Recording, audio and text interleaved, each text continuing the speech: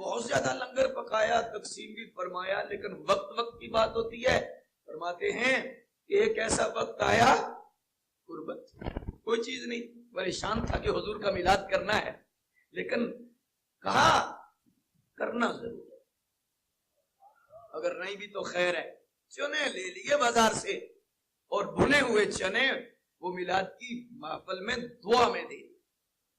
یہ کتنی صدیاں پہلے کی بات ہے، دعا میں دے دیے، لیکن دل میں کھٹکا تھا کہ یار آج میں مہمانوں کی وہ مہمان نوازی سے ہی نہیں کر سکتا، وہ سرکار کے مہمان ہیں،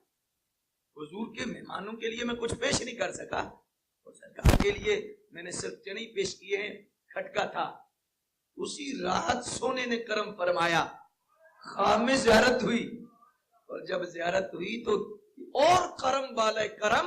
کہ اپنا دامن مبارک پکڑا ہوا ہے اور اپنے ہاتھ مبارک سے کوئی چیز کھا رہے ہیں۔